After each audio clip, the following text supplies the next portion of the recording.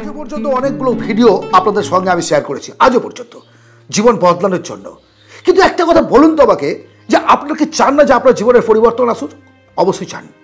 চান বলেই আপনি এই ভিডিওগুলোকে ক্লিক করে দেখেন। কিন্তু বন্ধু, আমি যেটা জানতে চাই, আপনি সত্যি কি চান আপনার জীবনের পরিবর্তন আসুক? সময়ের সঙ্গে সঙ্গে যদি তাল মিলিয়ে চলতে চান, যদি নিজের জীবনের পরিবর্তন চান, তাহলে নিজেকে বদলান। আর যদি আপনি আপনাকে পরিবর্তন করতে না পারেন, সময় আপনাকে বদলে ফেলবে। সময় কেমনভাবে বদলাবে? সময় আপনাকে তার মতো করে বদলাবে।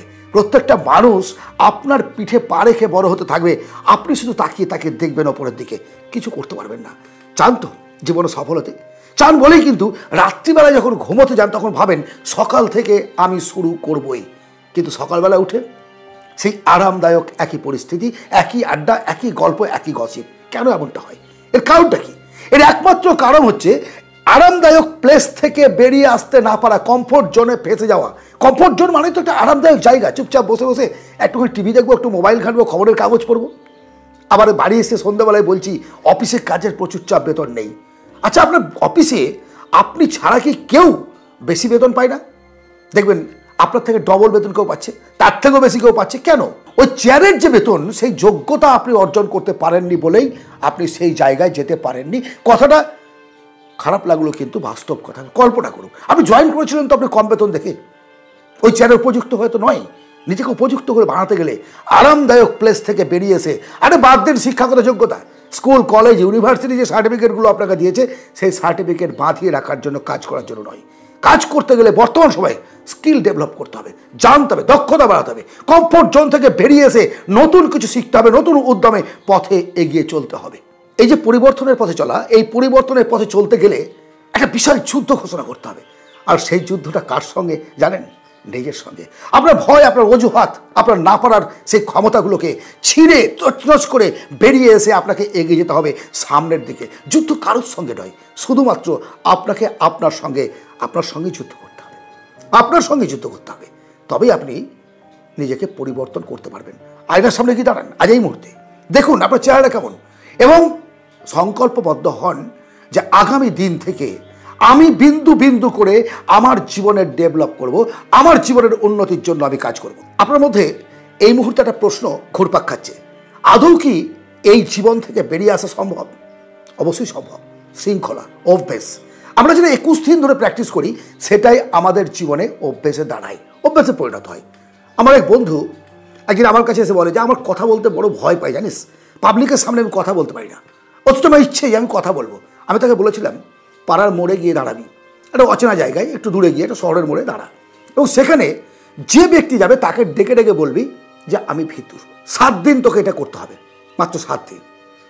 মনে মনে ভাবলো বা বিরক্ত হলো যে এটা কোনো সলিউশন, কিন্তু সে আমার কথাটা শুনেছিল।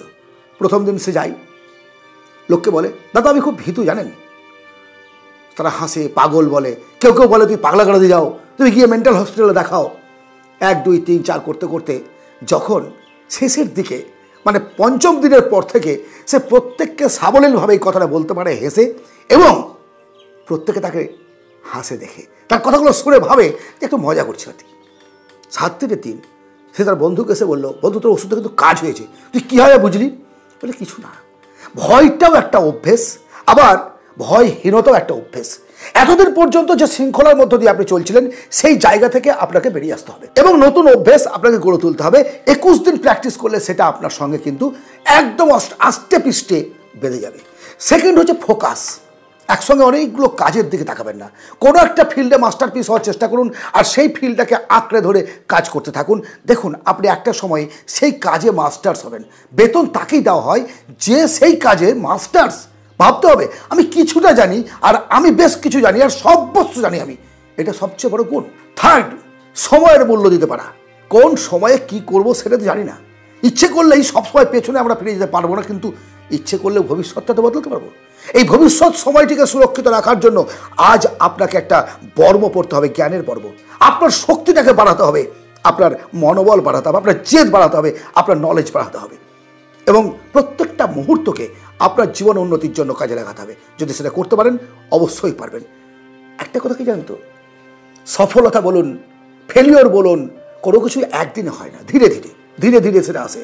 সাফল্যের পথে চলছেন, আপনি কালকে সকালবেলা উঠেই কিন্তু চমকপ্রদ কিছু ঘটনা ঘটিয়ে ফেলতে পারবেন না।